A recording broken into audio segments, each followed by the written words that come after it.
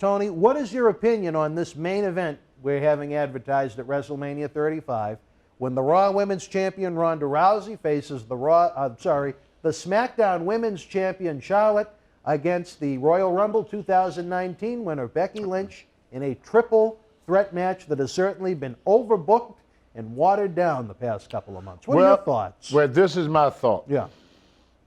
I think Charlotte Flair is going to do the same thing to Ronda Rousey that her father did to every opponent he ever faced. Charlotte Flair is going to give Rousey the wrestling lesson of her life. Now, there have been a lot of stuff that she had done in her profession, but Charlotte Flair was born into this profession. It's in her blood. She got more ability in one finger than most female wrestlers that I have known got in their whole body. Charlotte Flair is going to electrify the world. I sat and watched her the other night wrestle, and some of the stuff that she's is able to do is absolutely amazing. Mostly what Charlotte Flair do, you didn't see in women matches. You see in men matches, you know, where she could get, you know, all the top rope action.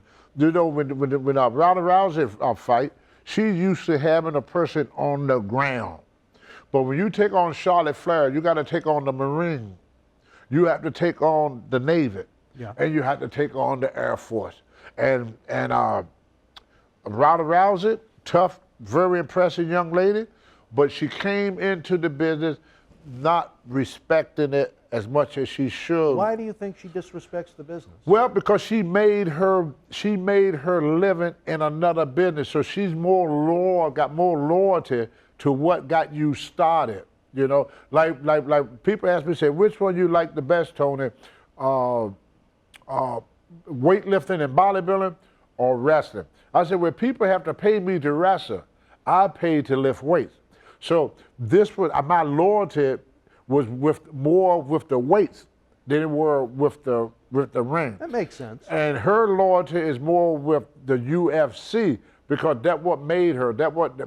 That's her backbone. That is what making her money now. It's like Mark Henry is always going to be an Olympia. Ken Patero is always going to be an Olympia. Yeah. Kurt Angle, even though he retired from the professional world of wrestling, he always going to be known as a Olympia, because being in the Olympic coach and Olympic wrestler is what put Kurt Henry where he's at. Being United States bodybuilding champion is what put Tony Atlas where he's at in the wrestling world. What Vader did on the football field helped him in the wrestling world. But Ric Flair and the Flairs, they didn't do other stuff first. Flair started with wrestling. His daughter started with wrestling. That it means more to Charlotte. It's very hard for someone to come from another sport and beat you in your own backyard. I mean, I fight you in your house. I fight you in an arena. I fight you everywhere. Your house. But but when you come into my house, I'm going to fight a lot harder. So Charlotte is representing more than just the Flair name. She's following the footsteps of her father, which is a very big name, Nature Boy Ric Flair. She's following in the foot, and she protected a sport that she was born into, pro wrestling. And you got somewhat what we call an outsider that came into the sport to dominate that sport. And I think it's going to be very interesting. If you were Vince McMahon, who would you have win this triple threat match and leave as the Raw champion? Well, it was up to me. It would be more of I put her against the big girl, but they would make the big girl lose. But I don't think anybody. Well, who would you have win the match as it's booked? Charlotte. Really? As hot as Becky Lynch has been, you'd go with Charlotte? Yeah.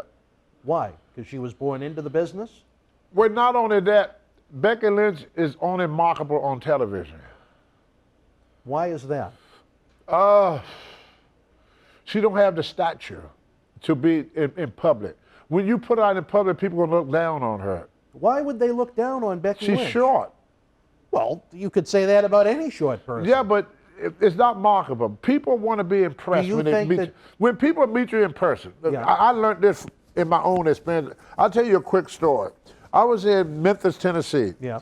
And Don Jardine, what was? Don Jardine. No, not Jardine. No. Jardine was about 6'4". No, he used to wrestle with Jerry the King. Bill Dundee. Bill Dundee. Bill Dundee was standing by, and another guy that was standing right beside me could tell you the very same story to back up my story. Yeah. If you ever talk to him, it's Jimmy Hart, the mouth of the South. He could back this story up. Jerry came out, Jerry the King, and said, "Where's Dundee at?" He said, Gary Hart, I mean, not Gary Hart, Jimmy Hart said, "He's over there." So Jerry looked, said, "Where the hell is he?" Because he was short. He was a short guy. So he was always smaller than the most of the fans. So I remember Jerry telling Jimmy Hart to go over there and tell Dundee they had the steps to go up on the stage. He said, "Having to stand up on the steps."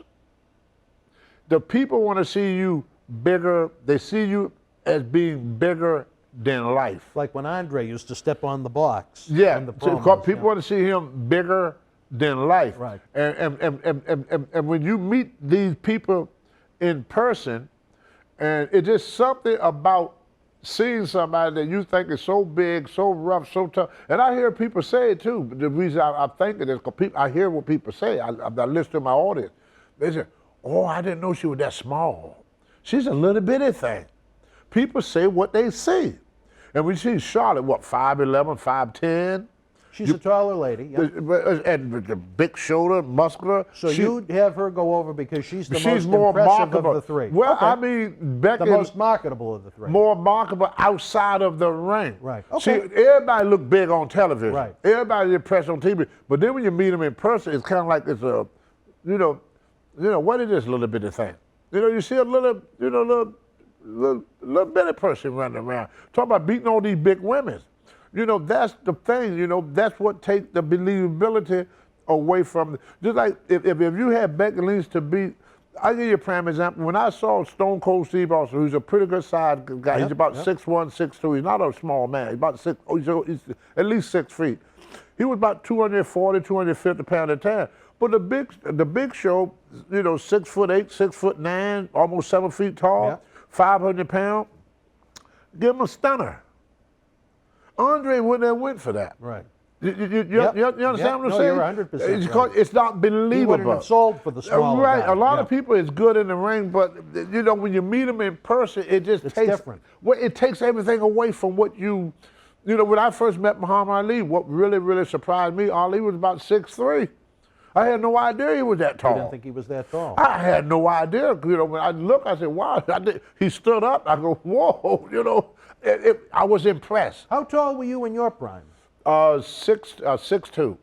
So a little bit shorter than me. Yeah, Okay. 6'2". All right, fair enough. But that's the whole thing that I've seen with, like, not trying to blow my own horn or nothing. I'm a senior citizen, proud of it. But when I go places, people come out and say, "Oh man, he still got the guns." They love the guns. Yeah, he still They got love the the guns. guns. Or he's still in shape. And then I hear people say, "Oh man, this guy here, he looks nothing like what he did on TV. They happen to meet him, but then I listen to comment after the meeting. They're not impressed. They're not impressed once you meet him in person. It's not like meeting David Reese. Right, where Charlotte Flair is impressive on television and off television. Stephanie McMahon is impressive on television, off television. The World Wrestling Federation was live at San Diego Sports Arena in San Diego, California, home of Boston Wrestling MWF President Dr. David Reese, Sunday, February the 7th, 1988. In the opening contest, Leaping Lanny Poffo beat Terry Gibbs. Dan Spivey with the win over Scott Casey. WWF Women's Tag Team Champions, the Jumping Bomb Angels, retained the titles over the Glamour Girls. Greg the Hammer Valentine defeated Brutus the Barber Beefcake via countout. Sam Houston victorious over Dangerous Danny Davis. The British Bulldogs beat the Islanders. One Man Gang with the win over Jake the Snake Roberts via disqualification. And in the main event, Million Dollar Man Ted DiBiase defeated Bam Bam Bigelow in a match where DiBiase was recognized as WWF World Champion after the Hulk Hogan Andre the Giant NBC main event title match controversy. If you were in San Diego live, share your memories in the comments section below. Use the links in the description box to keep Wrestling Legends working in our eBay store and on our acclaimed Patreon streaming service so we can bring you more interactive superstar shoot interviews to relive the good old days of professional wrestling. Boston wrestling sports in the MWF explodes into a new year with professional wrestling content galore and need you to join our family. Every Tuesday night at 10 p.m. after our Monday Night Raw review, it's Wrestling Insiders at your house with WWE Hall of Famer Mr. USA Tony Atlas. Wednesday nights at 10 p.m. after NXT and AEW, join rotating legends on Wrestling Insiders Special Edition.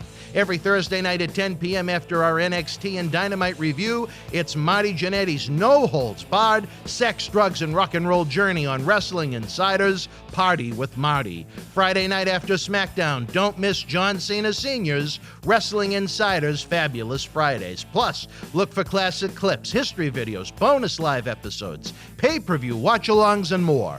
For less than a cup of coffee at Starbucks, get early ad-free access to our Wrestling Insider talk shows, our acclaimed studio shoot interview DVD library, and help keep Wrestling Legends working during the worst of times. Join our growing family at patreon.com/Boston Wrestling.